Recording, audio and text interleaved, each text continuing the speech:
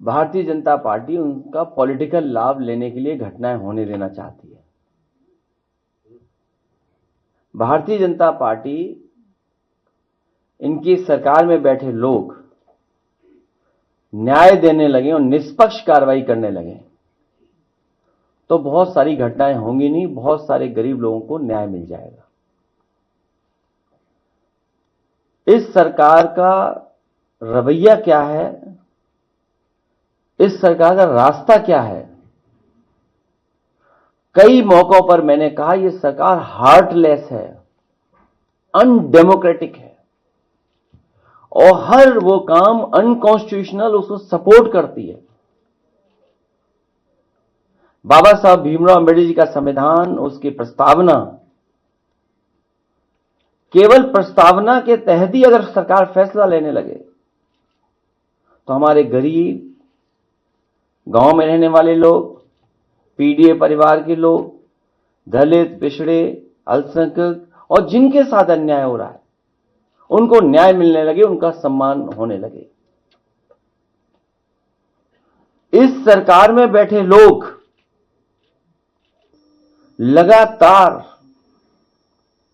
अन्याय करा रहे हैं। वो प्रभुत्ववादी लोग, वर्चस्ववादी लोग, प्रभुत्ववादी लोग लगातार पीडीए परिवार के लोगों को डरा रहे हैं, धमका रहे हैं, अपमानित कर रहे हैं। सोचने का सवाल यह है, भागवत कथा सबके लिए है,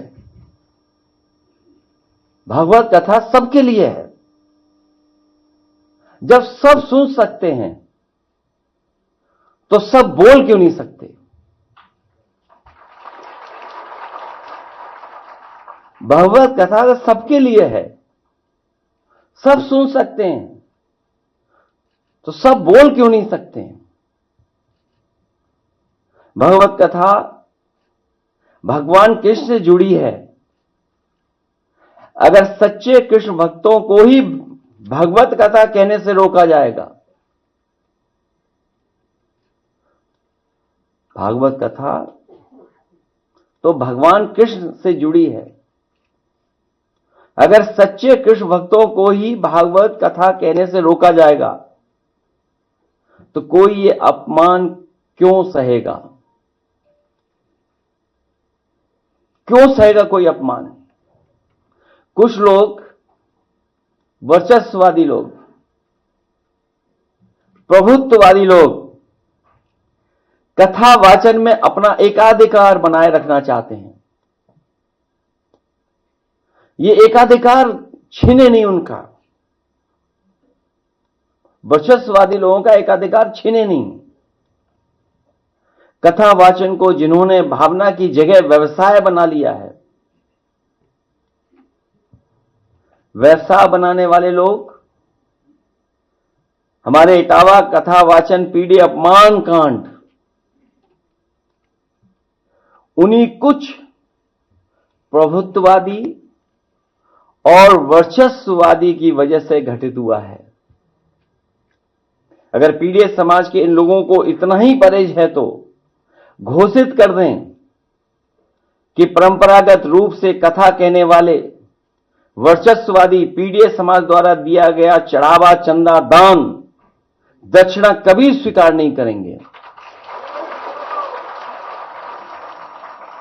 और अगर एकाधिकार ही आपको लाना है तो समय समय पर आप बहुत दावा करते हैं कि 370 खत्म किया है, तो देश में आप कानून ले आओ कि कथा वाचन का काम और एकाधिकार के लिए कानून ले आइए कि आप ही कह सकते हो और कोई दूसरा नहीं कह सकता। अगर पीड़ित समाज से इन लोगों को इतना ही परहेज है तो घोषित कर दें कि परंपरागत रूप से कथा कहने वाले वर्चस्ववादी पीड़ित समाज द्वारा दिया गया चढ़ावा, चंदा, दान, दक्षिणा कभी स्वीकार नहीं करेंगे। प्रभुत्ववादी और वर्चस्ववादी समय समय पर कभी घर को गंगा जल से तो कभी मंदिर को धुलवाकर पीड़ित समाज का मानसिक उत्पीड़न व अपमान करते हैं, और अब तो सिर तक मुड़वा रहे हैं। अभी तक तो हमने आपने वो घटनाएं सुनी देखी जहां पर घरों को गंगा जल से धोते थे ये लोग। अगर कोई पीड़ित परिवार का मंदिर चला जाए तो मंदिर को गंगा जल से धोते हैं, और अब तो सीमा लांघ गई ये वर्चस्ववादी। आखिरकार किसका आशीर्वाद है? क्या सरकार का आशीर्वाद नहीं है, जिसकी वजह से सर तक मुंडवा दे रहे हैं, पेशाब तक करवा दे रहे हैं, और रात भर पीटने के साथ साथ उनकी ढोलक छीन लेना, हारमोनियम छीन लेना, दबाव बनाकर के कितने पैसे देना था कथावाचक के लिए, उसमें जो खर्चा हुआ वो खर्चा नहीं दोगे तो रात भर पिटोगे, अगर पैसा दे दोगे तो बचोगे।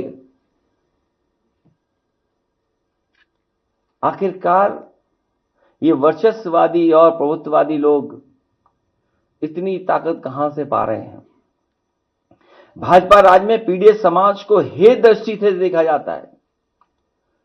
आदरणीय रामविलास सुमन जी ने तो कुछ घटनाएं बताई हैं, कुछ महत्वपूर्ण पदों पर बैठे लोगों के बारे में बताया है। सुना है हमने कि देश की सर्वोच्च सीट पर बैठने वाले के साथ भी कभी अपमान हुआ है। देश के राष्ट्रपति भी हे दृष्टि का सामना कर चुके हैं।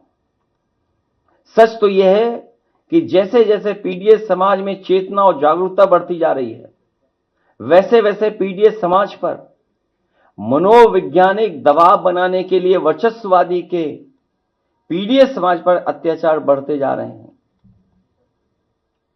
जो पाल समाज की बेटी के साथ अन्याय हुआ, अगर उसके परिवार के लोग खड़े हो गए तो उसके पिता पे भी मुकदमे लगा करके जेल भेज दिया, इनाम भी घोषित कर दिया।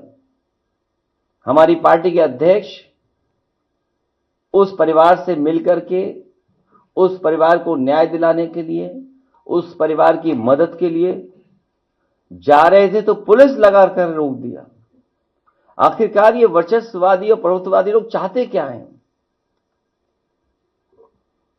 पीड़ित समाज पर लगातार बढ़ते हमलों का असली कारण यह है कि वर्चस्ववादियों को लगता है कि उनके पीछे आज भाजपा की वो सरकार खड़ी है जो सदियों से शक्तिशाली रहे लोगों की सरकार है, और वो उन्हें बचा लेगी। लेकिन अब पीड़ित समाज की एकता और एकजुटता इसका जवाब डट करके देगी।